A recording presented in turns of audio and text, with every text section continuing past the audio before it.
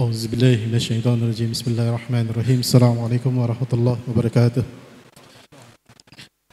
Nawaitu ta'alluma wa ta'lim wa tazakura wa tazkir wa naf'a wal intifa' wal ifadah wal istifadah wal hasa 'ala tamassuki bi kitabillahi wa sunnati rasulih wa du'a ila al-huda wa dalalata 'ala al-khair ittiqa' wal istilahi wa mardati wa qurbi wa sawabi subhanahu wa ta'ala.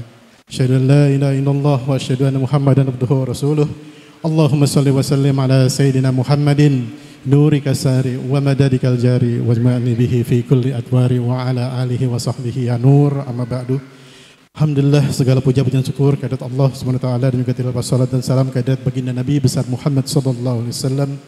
Insyaallah kita masuk dalam acara yang terakhir, yang itu penghujung acara kita, puncak acara hari ini, yaitu tausiah Maulid Nabi besar Muhammad sallallahu alaihi wasallam yang akan diisi oleh guru kita, yaitu al-alim al-allamah Sayyidil Habib Ahmad bin Naufal bin Salim bin Jindan Hafizahullah wa ra'ah. Baik, tanpa perpanjang waktu, kepada Sayyidil Habib alaihi falyatafadhal mazkura. Sallu ala Nabi Muhammad.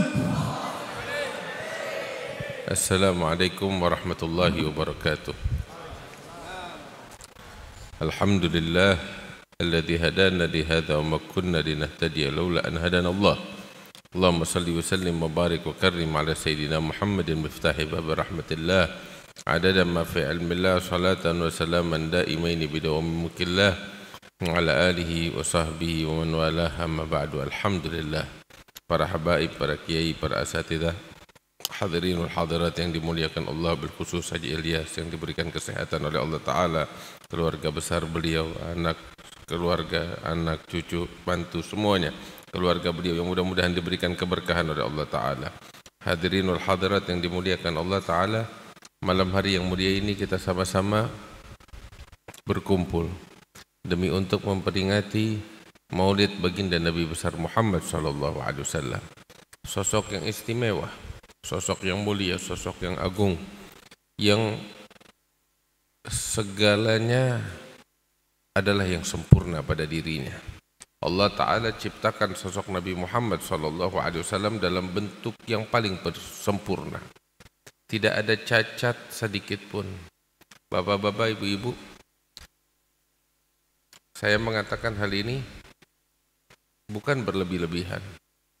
Para ulama menyatakan demikian, bahwa Nabi Muhammad diciptakan oleh Allah Ta'ala dengan bentuk yang paling sempurna tanpa cacat sedikit pun, baik fisik maupun perilakunya. Ini bukan dilebih-lebihkan. Bukan karena yang berbicara adalah umatnya, pengikutnya yang menganut agama Islam yang mencintainya, bukan karena itu. Tetapi para saksi sejarah, saksi mata yang melihat sosok Nabi Muhammad SAW secara langsung dengan mata kepala mereka. Mereka menyatakan demikian. Mereka menyaksikan sosok Nabi Muhammad SAW adalah sosok yang sempurna, yang tiada cacat. Sampai para sahabat yang menyaksikan, melihat Rasulullah SAW, mereka katakan, ma ra'aitu qablahu wala ba'dahu mithlah. Sayyidina Ali bin Abi Thalib mengatakan, saya tidak pernah melihat sosok semacam beliau, baik sebelumnya maupun sesudahnya. Sayyidina Ali bin Abi Thalib ketika menyatakan demikian bukan berlebih-lebihan, tetapi itulah yang beliau saksikan. Ada lagi saksi mata yang lain, para sahabat, yaitu Sayyidina Hasan bin Thabit. Beliau katakan di dalam ucapannya, wa ajmalu minka lam tara qattu aini wa ahsanu minka lam talidin nisa'u khuliqta mubarra'an min kulli aibin ka'annaka qad khuliqta kama tasha'u. Engkau diciptakan ya Muhammad, sungguh mataku ini belum pernah melihat sosok yang lebih tampan dari dirimu, dan sungguh wanita-wanita di muka bumi tidak akan pernah mampu melahirkan manusia yang lebih agung, yang lebih mulia dari dirimu. Engkau diciptakan oleh Allah tanpa cacat, seakan-akan engkau diciptakan oleh Allah sesuai dengan pesananmu.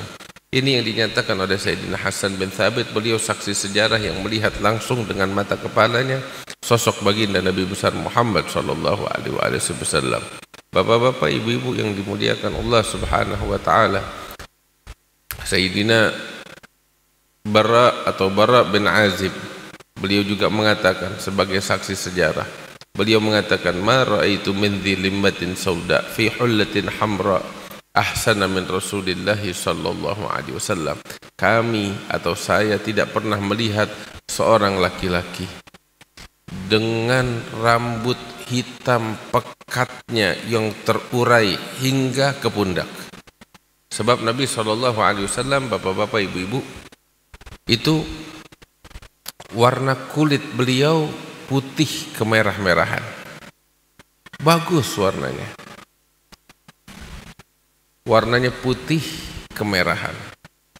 Ada orang putihnya kekuning-kuningan, ada orang putih-putih pucat, ada orang yang putih sangat putih sekali hingga mungkin kurang nikmat untuk dilihat. Tetapi Nabi SAW putihnya itu kemerah-merahan, mungkin kalau boleh kita katakan seperti bayi yang putih yang baru lahir, bayi yang berumur 2 bulan, 3 bulan, yang kulitnya masih halus, putih kemerah-merahan. Itulah warna kulit baginda Nabi Muhammad SAW. Kemudian yang menarik dari warna kulit beliau yang putih itu sangat kontras dengan apa? Dengan rambut hitamnya yang sangat pekat. Nabi SAW, beliau itu wafat di usia 63 tahun. Wafat di usia 63 tahun, namun para sahabat menyatakan beliau wafat di usia 63 tahun dan tidak ada di kepala beliau rambut putih kecuali hanya 20 helai. Tidak ada rambut putih di kepala beliau kecuali hanya 20 helai, tidak lebih dari itu. Bapak-bapak, ibu-ibu, usia 63 tahun rambutnya masih hitam pekat. Enggak ada rambut putih kecuali hanya 20 helai, dan 20 helai itu kata para sahabat sebagian di pelipis kanan dan pelipis kiri, sebagian lagi di jenggot beliau, dan sebagian besarnya di rambut kecil sini, rambut halus yang tumbuh di bawah bibir. Begitu. Itu sebagian besarnya. Artinya 20 helai dibagi 5 tempat, enggak kelihatan. Enggak nampak. Artinya betul-betul Rasulullah ketika wafat masih bagus, masih seakan-akan muda, tidak seperti orang zaman sekarang yang usia 60 tahun atau 70 tahun, sangat muda sallallahu alaihi wasallam. Terus kata Sayyidina Abdullah bin Abbas, itu rambutnya hitam pekat dan jenggot beliau begitu tebal. Jenggotnya Nabi Muhammad itu kata Sayyidina Abdullah bin Abbas, waqad mala'a baina hadza wa hadza. Jenggotnya Nabi Muhammad itu memenuhi antara ujung telinga dengan ujung telinga yang lain. Penuh, tebal. Tetapi yang menarik, sekalipun lebat jenggot beliau, tebal jenggot beliau, tetapi enggak panjang sampai sedada, enggak. Itu ulama mengatakan hanya segenggaman tangan dan kemudian lebihnya itu selalu dipotong. Ya, tapi tebal dari ujung telinga ke ujung telinga, panjangnya segitu. Sehingga sahabat juga menceritakan, ya, karena enggak terlalu panjang jenggotnya Rasulullah, hanya memenuhi antara ujung telinga dengan ujung telinga sepanjang genggaman telapak tangan, ya, sehingga putih leher beliau itu terlihat. Sampai sahabat mengatakan lehernya Nabi Muhammad itu begitu putih, halus, bagaikan perak yang berkilau sallallahu alaihi wasallam. Bagaikan perak yang berkilau, saking bagusnya, saking cakepnya, saking bersihnya Nabi besar Muhammad sallallahu alaihi wasallam. Terus sampai disebutkan lagi oleh Sayyiduna Halah bin Abi Halah tentang postur tubuhnya Nabi Muhammad sallallahu alaihi wasallam. Di antaranya Sayyidina Anas bin Malik. Beliau katakan Nabi Muhammad itu dadanya bidang. Azimus sadar, dadanya itu berbidang. Terus ba'id ma bainal mankibain, antara pundak dengan pundaknya itu lebar. Artinya badannya berbentuk bagus. Terus rata antara dada dengan perut. Kalau orang kita kan dadanya begini, perutnya maju. Kalau Nabi sallallahu alaihi wasallam dada dan perutnya itu rata, bagus. Terus juga katanya para sahabat itu yang menyebutkan tentang tubuhnya Nabi Muhammad sallallahu alaihi wasallam, badan beliau begitu harum dan bersih. Ya, badan beliau itu begitu harum dan bersih. Bahkan sampai disebutkan badan beliau itu enggak banyak bulunya. Enggak banyak bulunya. Perutnya itu bersih tanpa bulu. Bulu di badan beliau itu hanya di bagian pundak, kedua pundak, dan di atas dada. Dada bagian atas, hanya segitu. Terus ada garis bulu dari atas ujung leher sini sampai ke pusar beliau. Garis seperti apa namanya, seperti lidi, garis ke bawah sampai ke pusar. Selebihnya itu bersih dari bulu sallallahu alaihi wasallam. Sampai para sahabat itu melihat kalau Nabi sallallahu alaihi wasallam lepas berwudu, ketika Nabi Muhammad lepas berwudu, beliau selalu berdoa, doa usai wudu, dan mengangkat kedua tangannya tinggi ke atas sambil menatap ke arah langit. Itu sahabat bilang mereka melihat bersih dan putih ketiaknya Nabi Muhammad sallallahu alaihi wasallam, bersih sallallahu alaihi wasallam. Makanya Sayyidina Al-Bara bin Azib beliau katakan, ini Nabi Muhammad begitu bagus, indah, tampan, rambutnya itu terurai. Ya, kadang kalau lagi pendek sampai rambutnya itu ke daun telinga, kalau lagi panjang sampai ke kemana namanya ke ujung leher, dan kalau lagi lebat sampai ke pundak. Terus kalau lagi lebat begitu, seringkali Nabi mengepang rambutnya 4 kepangan. Wah, laki-laki dikepang. Ini mode di masa itu. Mode di masa itu, laki-laki itu rambutnya panjang. Ya, yang simbol ketampanan, simbol keperkasaan, simbol kejantanan, simbol keberanian. Begitu, keperkasaan. Ya, itu mode di masa itu seperti itu.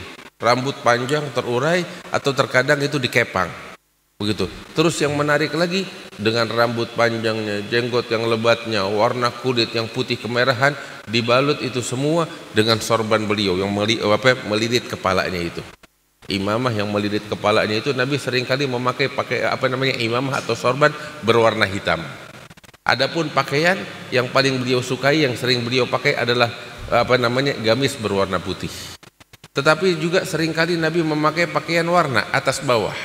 Terkadang beliau pakai warna merah atas dan bawahan. Terkadang beliau memakai warna oranye atas dan bawah. Warna terkadang corak. Sayyidina Bara bin Azib mengatakan, "Ma ra'aitu min dhilimmatin sauda fi hullatin hamra ahsana min Rasulillah sallallahu alaihi wasallam."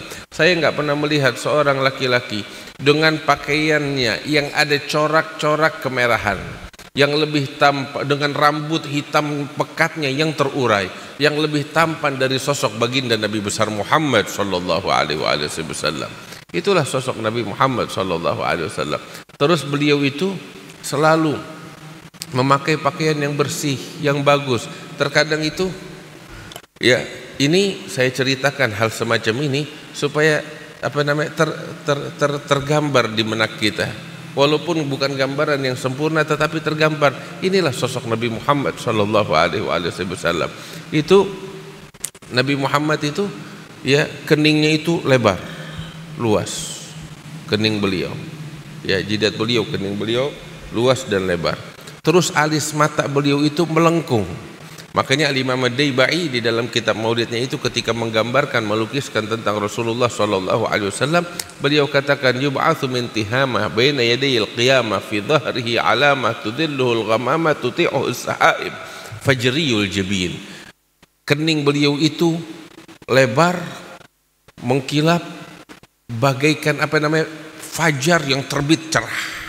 Ini keningnya cerah. Fajriyul jabin, lailiyudz zawaib. Rambutnya itu hitam bagaikan kegelapan malam, diibaratkan seperti itu.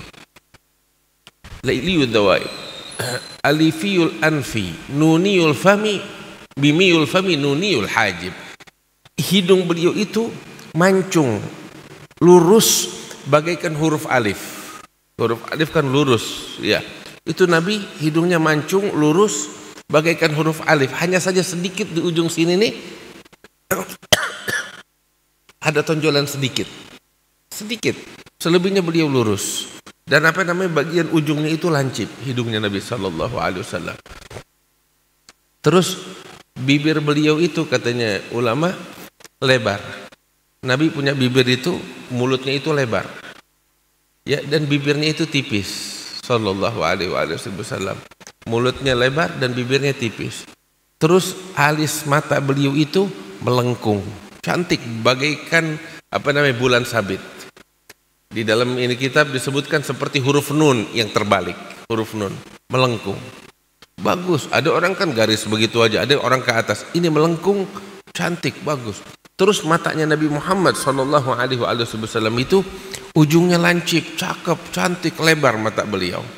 Terus hitamnya itu, ada orang kan bagian hitamnya ini warnanya coklat, ada hijau, ada biru. Nabi Muhammad tuh hitamnya itu hitam pekat, putihnya putih pekat. Begitu. Putihnya putih pekat, hitamnya hitam pekat. Terus nih di mata beliau itu seakan-akan beliau pakai sifat mata. Tapi beliau nggak pakai sifat mata. Memang dari asalnya lahir seperti itu deh. Matanya tuh ada garis hitamnya tuh. Kayak seperti seakan-akan beliau pakai sifat mata. Padahal memang udah aslinya seperti itu sallallahu alaihi wasallam. Nah, terus kumis beliau bagus, tipis begitu. Enggak sampai menutupi bibirnya, enggak. Itu kalau udah ada lebih dipotong oleh beliau sehingga bibir merah bibir beliau itu terlihat nampak di bawah kumis beliau. Nah, itulah Nabi besar Muhammad sallallahu alaihi wasallam. Terus juga lain daripada itu, bapak-bapak, ibu-ibu, Nabi itu seringkali beliau memakai kofiah yang menempel dengan kepala beliau.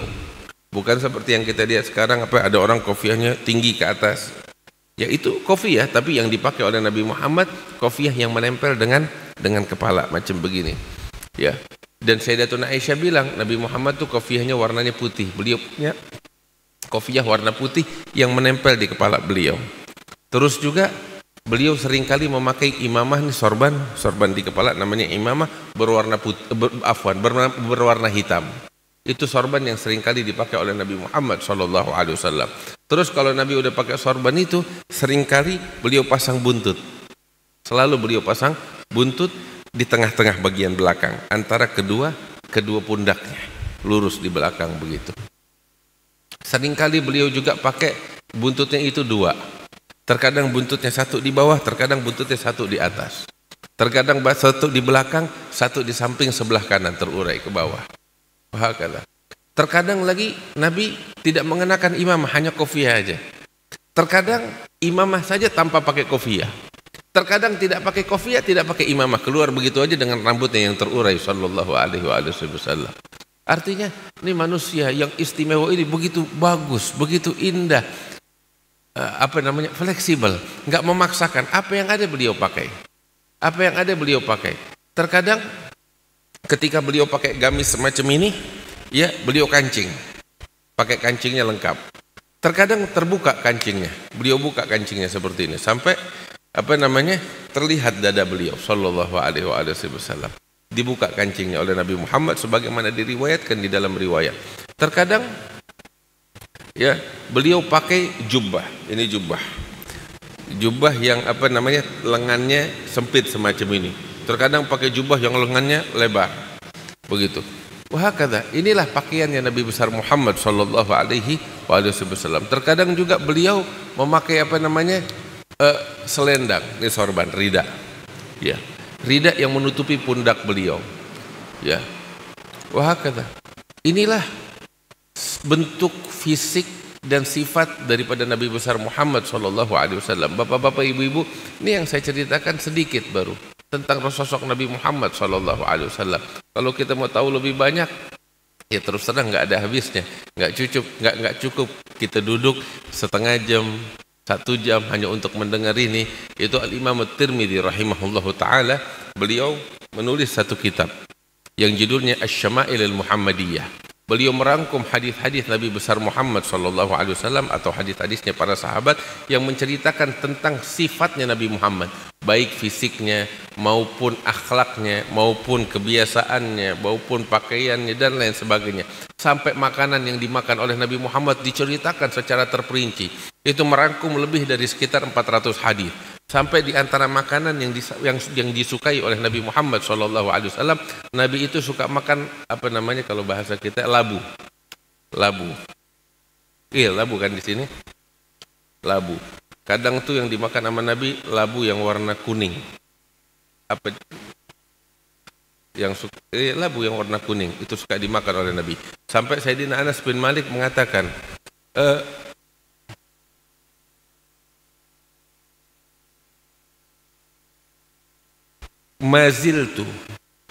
laziltu uhibbu dubba'an mundu ra'aitu nabiyya sallallahu alaihi wasallam yatatabba'uhu fil qas'ah. Sayyidina Anas bin Malik mengatakan, saya sampai detik ini masih tetap suka makan labu, padahal sebelumnya saya nggak suka, kata Anas bin Malik. Kenapa saya jadi suka? Karena saya melihat Rasulullah sallallahu alaihi wasallam pernah satu kali saya sodorkan makanan, sayuran, ya makanan berkuah, di situ ada potongan-potongan labunya. Dan saya dapetin Nabi Muhammad ketika makan itu yang beliau incer adalah potongan-potongan labu. Dari situ saya tahu Nabi menyukai labu. Dan ketika saya mengetahui Nabi Muhammad menyukai labu, saya juga jadi ikut menyukai labu, kata Sayyidina Anas bin Malik. Laziltu uhibbud duba mundu alimtu mundu ra'aitu an-nabiyya sallallahu alaihi wasallam yatatabba'uhu fil qas'ah, kata Sayyidina Anas bin Malik. Wah, kata, inilah sosok Nabi besar Muhammad sallallahu alaihi wasallam. Beliau juga makan daging. Daging yang beliau suka itu kadang beliau makan kambing, beliau juga makan unta, beliau juga makan ayam, beliau juga makan ikan. Begitu, itu beberapa makanan yang beliau makan. Terus juga ada jenis burung tertentu beliau juga memakannya. Itu saat itu dikonsumsi oleh bangsa Arab. Di saat itu memang di negeri Arab burung sejenis itu sering memang ada dan jadi makanan yang dimakan oleh orang-orang Arab. Ini beberapa makanan yang dimakan oleh Nabi Muhammad SAW. Terus kalau kita di sini kayaknya makan onta susah nyarinya ya. Tapi kalau pergi umrah di situ cari makanan nasi onta tuh ada banyak. Kita makan, cobain, enak. Dan itulah yang dulu dimakan oleh Rasulullah SAW. Tapi kalau di sini kambing banyak. Nah, kambing yang dimakan oleh Nabi Muhammad tuh Nabi paling suka potongan dari kambing itu adalah az-zira. Zira itu adalah lengan depan, ya, atau kaki yang depan. Kaki depan tuh yang paling Nabi suka. Sampai tuh kalau Nabi kalau makannya itu terus cara makannya juga. Cara makannya. Makan kambing itu kadang ya ada yang dipotong sama Nabi. Jadi model kayak lengan, tuh lengan depan favoritnya Nabi Muhammad SAW. Kalau kita kan makan dipotek begini, dipotek terus kita makan. Kalau Nabi enggak, dipegang tuh tulangnya terus digigit sama Nabi Muhammad dagingnya, terus ditaruh lagi dan begitu seterusnya. Itu kalau lengan. Tapi kalau iga beliau beliau iris pakai pisau dan beliau makan sallallahu alaihi wasallam. Nah, ini makanan-makanan yang dimakan oleh Nabi Muhammad SAW. Terus Nabi juga makan sayuran. Kadang orang kita ini nggak suka sayuran, padahal Nabi suka sayuran. Di antara sayuran yang dimakan sama Nabi Muhammad tuh kayak selada. Itu tumbuh di Jaziratul Arab saat itu dan dimakan oleh Rasulullah SAW. Mentimun Nabi juga makan. Cuman nggak jenis makanan mentimun kayak kita itu waktu. Mentimun yang tumbuh di Mesir. Ya, jenis mentimun tertentu itu kalau bahasa Arabnya al-kitha. Terus dimakannya oleh Nabi Muhammad SAW itu dikombinasi dengan apa tahu? Nah, ini menarik. Pasti kita nggak cocok kali lidahnya kita. Tapi dulu orang Arab makan seperti ini dan Nabi memakannya. Apa itu? Nabi mengkombinasi antara kitha, salah satu jenis mentimun. Kitha, nggak tahu kalau saya nggak salah di sini kita namanya oyong. Iya, ibu-ibu tahu tuh. Itu Nabi mengkonsumsi itu oyong, tapi dikombinasi makannya oleh Nabi Muhammad dengan apa tahu? Dengan kurma. Jadi beliau makan kurma terus dikombinasi dengan oyong itu. Ya, dimakan kurma lagi dan oyong lagi dan begitu seterusnya. Terkadang apa lagi tahu yang menarik? Nabi makan sallallahu alaihi wasallam melon. Melon yang kuning. Melon kuning itu juga tumbuh di Jaziratul Arab. Dulu dimakan oleh Rasulullah sallallahu alaihi wasallam dan Nabi kalau makannya itu dikombinasi juga dengan korma. Dikombinasi dengan korma. Nabi makan melon kuningnya itu terus beliau mengunyah kurma dan begitu seterusnya sallallahu alaihi wasallam. Bapak-bapak, ibu-ibu, ini sedikit yang saya ceritakan tentang sosok Nabi Muhammad sallallahu alaihi wasallam, fisik beliau, makanan beliau, minum beliau. Terus juga ibu-ibu, bapak-bapak, Nabi itu kalau minum ya dalam keadaan duduk. Nabi kalau minum dalam keadaan duduk, betul. Terkadang beliau minum dalam keadaan berdiri, tetapi jarang. Ya. tetapi jarang, dan seringkali beliau minum dalam keadaan duduk.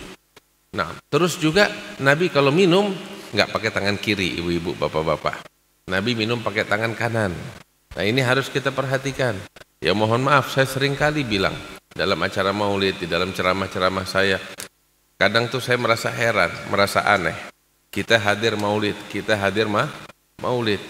Habis hadir maulid, belum bubar dari perayaan maulid, kita makan kebuli kan? Makan kebuli, makan jamuan.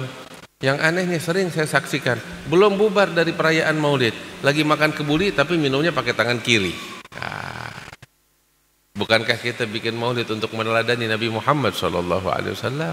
Bukankah kita mengadakan maulid karena bentuk cinta kita kepada Rasulullah SAW? Kalau kita, wahai para pecinta Nabi Muhammad SAW, tidak meneladani beliau di dalam hal-hal yang semacam ini, di dalam keseharian kita nggak meneladani, siapa yang akan meneladaninya? Sehingga kita, untuk apa kita mengekor kepada adat istiadat budaya yang dibawa oleh orang-orang barat, orang-orang kafir yang nggak beriman kepada Allah, sedangkan Nabi Muhammad SAW mengajarkan kepada kita segala sesuatu. Beliau ngajarin cara kita makan yang benar, beliau ngajarin kita cara masuk kamar mandi yang benar. Untuk apa kita mengekor kepada orang-orang kafir, orang-orang timur, orang barat? Kita punya Rasulullah sebagai panutan terbaik kita. Sayyiduna Ali bin Abi Thalib, beliau mengatakan di dalam ucapannya, karena Rasulullah sallallahu alaihi wasallam yu'allimuna kulla syai hatta yu'allimana kaifa naqra. Nabi ngajarin kita segala sesuatu, sampai urusan toilet, kamar mandi beliau ngajarin kita. Sampai segitunya. Cara yang benar, cara yang baik diajarin oleh Nabi besar Muhammad sallallahu alaihi wasallam. Cara makan, cara minum, cara berbicara, cara berinteraksi dengan orang diajarkan oleh Nabi Muhammad sallallahu alaihi wasallam di dalam segala sesuatu. Kita diajarin sama Nabi, kalau masuk rumah pakai kaki kanan, keluar rumah pakai kaki kiri. Masuk masjid kita pakai kaki kanan, keluar masjid pakai kaki kiri. Ini hal boleh jadi kita anggap sepele, tapi itulah pola hidupnya Rasulullah sallallahu alaihi wasallam.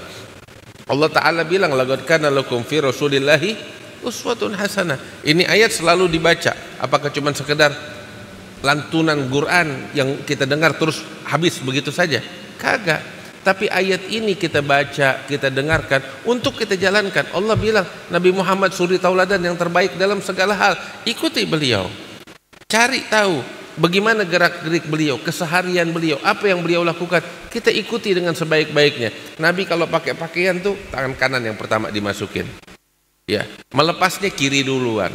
Pakai celana juga begitu, kanan duluan, lepasnya kiri duluan. Pakai sendal, kita pakai sendal, pakai sepatu, itu diajarin sama Nabi Muhammad SAW. Ini pola hidup semacam ini kita harus mengikutinya. Nabi Muhammad SAW panutan kita, bukan kita nggak peduli begitu aja. Itu Nabi kalau pakai sendal, kata Sayyidatuna Aisyah, beliau mendahulukan ketika memakainya kaki kanan, baru kaki kiri. Ketika melepaskannya, beliau melepaskan dahulu kaki kiri, baru kaki kanan. Terkadang sendal beliau itu di luar masjid misalnya, sehingga ketika keluar masjid itu kan kaki kiri duluan. Begitu kaki kiri keluar nggak langsung masuk ke sendal. Kenapa? Sebab sendal itu kan kalau pakai kaki kanan. Jadi apa yang beliau lakukan? Kita dapetin dari guru-guru kita itu, ketika keluar masjid kaki kiri duluan, nggak langsung masuk ke sendal, memijak dulu di bawah. Begitu kaki kanan keluar, yang kedua nih, baru kaki masuk ke sendal, kaki kiri baru melanjutkan. Seperti itu kita diajarkan untuk meneladani Nabi besar Muhammad sallallahu alaihi wasallam. Orang yang paling dekat dengan Nabi Muhammad sallallahu alaihi wasallam adalah orang yang paling mencintainya. Dan bukti kecintaan seseorang kepada Nabi Muhammad sallallahu alaihi wasallam adalah dengan meneladaninya. Makanya Allah Ta'ala bilang di dalam Al-Quran, Qul in kuntum tuhibbunallaha fattabi'uni yuhibbukumullah. Kalau kamu cinta kepada Allah, cinta kepada Rasulnya, maka ikuti Nabi Muhammad SAW. Kita mau, bapak-bapak, ibu-ibu, dari peringatan maulid yang kita hadiri di malam hari ini, kita pengen apa tahu? Kita pengen pulang dari sini dengan mengubah pola hidup kita menjadi pola hidup nabawi, pola hidup kenabian. Di dalam gerak-geriknya cari tahu tentang Rasulullah SAW, bapak-bapak, ibu-ibu, ya, untuk kita teladani, untuk ikuti dengan sebaik-baiknya. Ibu-ibu di sini banyak yang hadir. Tahu gak ibu-ibu? Kita semua mencari kebahagiaan di dalam rumah tangga kita. Rumah tangga yang berkah, rumah tangga yang bahagia adalah rumah tangga yang hidup di dalamnya agama Allah. yang hidup di dalamnya sunnah-sunnahnya Nabi Muhammad sallallahu alaihi wasallam, yang hidup di dalamnya ajaran Allah Subhanahu wa taala. Cari tahu ibu-ibu bagaimana Nabi Muhammad di dalam rumahnya. Bagaimana sosok Rasulullah sallallahu alaihi wasallam bersama istri-istrinya, sehingga kita para istri pun meneladani istri-istri Nabi Muhammad sallallahu alaihi wasallam di dalam memperlakukan suami-suami kita. Seperti itu ibu-ibu, cari tahu. Kalau kita ingin mendapatkan kebahagiaan, itu Nabi sallallahu alaihi wasallam bagaimana hidupnya bersama Sayyidah Khadijah, bagaimana Nabi Muhammad hidupnya bersama Sayyidatuna Aisyah, bagaimana hidupnya Nabi Muhammad bersama Sayyidatuna Hafsah, bagaimana Nabi Muhammad sallallahu alaihi wasallam bersama Ummu Salamah. Cari tahu ibu-ibu tentang mereka, sehingga kita teladani mereka wanita-wanita suci tersebut yang dididik langsung oleh Nabi besar Muhammad sallallahu alaihi wasallam. Itu Sayyidatuna Aisyah ibu-ibu cerita tentang keseharian Nabi besar Muhammad sallallahu alaihi wasallam di rumahnya. Apa yang beliau lakukan di rumahnya itu? Di rumah Nabi Muhammad sallallahu alaihi wasallam ketika ditanya Sayyidatuna Aisyah, "Kaifa kana Rasulullah sallallahu alaihi wasallam fi baitihi?" Faqalat, "Kana sallallahu alaihi wasallam ka ahadina." Nabi itu ketika di rumahnya seperti salah seorang dari kami. Enggak menganggap dirinya di atas yang lainnya. Mentang-mentang dirinya kepala keluarga, mentang-mentang dirinya Nabi mau enak sendiri. Enggak, Nabi Muhammad seperti bagian dari anggota keluarga. Ikut, katanya Sayyidatuna Aisyah, ikut memotong daging, ikut membersihkan rumah, ikut menyapu, ikut membersihkan rumah, kata Sayyidatuna Aisyah. Bahkan terkadang beliau membetulkan sendalnya dengan tangannya sendiri. Ikut membetulkan sendalnya. Sampai Sayyidatuna Aisyah pernah ada satu hal yang diingat, pemandangan yang diingat oleh Sayyidatuna Aisyah. Katanya Sayyidatuna Aisyah, pernah satu kali saya melihat Rasulullah di pojokan rumah lagi serius. Ngapain? Lagi ngejahit sendalnya yang putus. Di siang hari, di pojokan rumah. Dia serius. Sampai saking seriusnya itu waktu terik, saya melihat keningnya Rasulullah itu mengalir keringat. Memang lagi musim panas. Dan beliau itu begitu tampan, begitu indah itu pemandangan ketika melihat beliau lagi serius membetulkan sendal dan keringat itu di keningnya Nabi Muhammad sallallahu alaihi wasallam. Sayyidatuna Aisyah bilang, Nabi itu keringatnya itu, Nabi adalah orang yang banyak keluar keringat. Kan ada orang tuh yang gampang keluar keringat dan banyak. Nabi Muhammad seperti itu, gampang keluar keringat dan kalau udah keluar keringat banyak. Terus keringatnya Nabi Muhammad itu kalau udah keluar besar-besar. Kayak apa bahasa kita, keringat jagung. Begitu. Di keningnya itu, butiran-butirannya, kata Sayyidatuna Aisyah. Terus saya melihat saat Nabi Muhammad di pojokan rumah itu lagi betulin sendalnya, keringatnya itu di keningnya beliau, butiran-butiran seperti butiran-butiran jagung, itu berkilau, bercahaya, kontras dengan dengan kulit beliau yang putih, yang halus. Terus yang menarik tahu apa? Keringat itu begitu harum, lebih harum daripada minyak misik, katanya Sayyidatuna Aisyah. Lebih harum daripada kasturi, kata Sayyidatuna Aisyah. Itu salah satu pemandangan yang saya ingat. Nabi ikut pekerjaan rumahnya itu beliau lakukan. Terus Sayyidatuna Aisyah bilang, terus kalau udah diserukan panggilan sholat, beliau udah nggak kenal kita lagi. Beliau udah nggak kenal kita lagi, langsung bergegas menunaikan panggilan Allah Subhanahu wa taala. Terus tahu ibu-ibu, Sayyidatuna Aisyah bilang, ya, Nabi itu selalu beliau kalau malam tuh tahajud. Tahajudnya Nabi itu, ya, Nabi membagi malam itu dari terbenam matahari sampai terbit waktu fajar, ya, menjadi 6 bagian. 3 bagian pertama malam beliau gunakan untuk sholat maghrib, sholat isya, ngobrol dengan keluarganya dan kemudian tidur. Kemudian 2 bagian berikutnya beliau gunakan untuk tahajud. Dan bagian terakhir sampai subuh beliau gunakan untuk tidur. Itu ketika saya hitung, ya lagi lebih kurang Nabi itu bangun dari tidurnya. Jadi tidur habis sholat isya tuh, habis duduk dengan keluarganya dan makan malam, beliau tidur. Ya sekitar kalau pakai jamnya kita itu sekitar jam 9, setengah 10 malam beliau udah tidur. Ya, sampai jam setengah 12 malam lebih kurang. Sampai jam setengah 12 malam. Nah setengah 12 malam beliau mulai tahajud. Setengah 12 malam mulai tahajud sampai sekitar 1,5 jam atau 1 jam sebelum subuh. Ya, itu beliau gunakan untuk tahajud. Lepas itu setelah tahajud, Aisyah bilang, biasanya tuh Nabi Muhammad tidur. Adzan subuh baru bangun lagi. Ya. Nah, Aisyah bilang, Sayyidatuna Aisyah bilang bahwasanya lepas tahajud seringkali itu Nabi menoleh kepada saya. Kalau beliau dapatkan saya tidur, beliau juga tertidur. Kalau beliau membutuhkan saya layaknya seorang suami kepada istrinya di dalam urusan ranjangnya, beliau menghampiri saya di saat semacam itu. Terkadang lepas sholat tahajud, beliau lihat saya nggak tidur, melek. Mungkin karena Aisyah juga ikut tahajud atau apa, beliau datang kepada saya, ikut ngobrol dengan saya sampai waktu subuh. Ngobrol dengan istrinya, ngobrol hangat begitu aja sampai waktu subuh. Saya nggak bisa bayangkan alangkah indahnya saat-saat semacam itu ketika Nabi Muhammad sedang berbicara, ngobrol dengan istrinya Sayyidatuna Aisyah sampai waktu subuh itu. Allahumma shalli alaihi wa ala alihi. Ibu-ibu, inilah kebahagiaan. Kita dengarnya aja asyik, kita dengarnya aja nikmat. Coba kalau kita yang merasakan itu, coba kalau hal itu ada di rumah kita, kira-kira bagaimana itu kebahagiaan yang kita rasakan. Mudah-mudahan kebahagiaan ini bisa ada di dalam rumah tangga kita, ya Rabbal Alamin. Bapak-bapak, ibu-ibu yang dimuliakan Allah, inilah sekilas tentang sosok Nabi besar Muhammad sallallahu alaihi wasallam. Kita kalau mau bicara tentang beliau sampai besok, sampai lusa, sebulan, 2 bulan nggak bakal ada selesainya. Wa ala tafannuni wasifihi biwasfihi yafnaz zamanu wa fihi ma lam yusafi. Mudah-mudahan Allah berikan keberkahan untuk kita sekalian.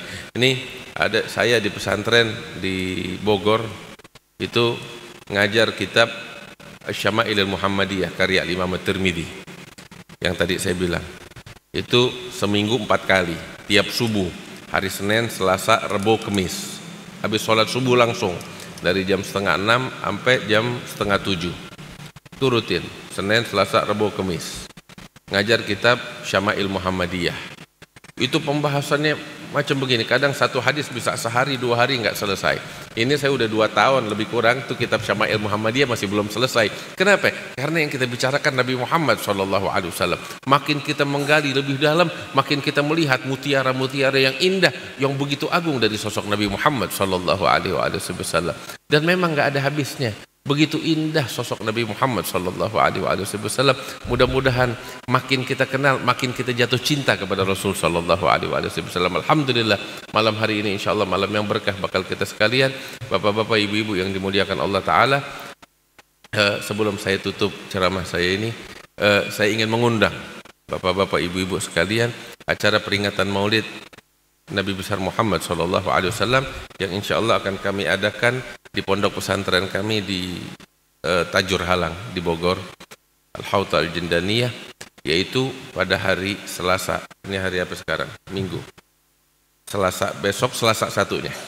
Masih Selasa depan, 10 hari lagi, 9 hari lagi dari sekarang. Selasa depan tanggal 10 Oktober.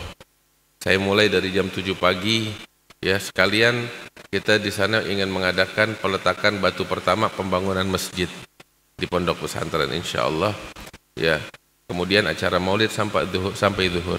Untuk ibu-ibu dan bapak-bapak, laki dan perempuan, siapa-siapa yang ingin hadir kami harapkan dan insya Allah membawa keberkahan besar untuk kita sekalian. Insya Allah, saya ulangin lagi, hari Selasa tanggal 10 Oktober kita mulai dari pagi, dari jam 7, setengah 8 kita udah mulai acara, baca kitab, ceramah-ceramah, baca tahlil, baru ntar peletakan batu pertama, baru pembacaan maulid insya Allah. Mudah-mudahan keberkahan untuk kita sekalian. Ini undangan umum bagi siapapun yang ingin hadir, kita harapkan kehadirannya. Mudah-mudahan Allah catat pahala bakal kita sekalian. Allah berikan kesehatan untuk orang tua kita Haji Ilyas dan segala keluarga besarnya, diberikan berkah oleh Allah Subhanahu wa taala. Jamaah masjid di sini semuanya makin cinta kepada Rasulullah sallallahu alaihi wasallam.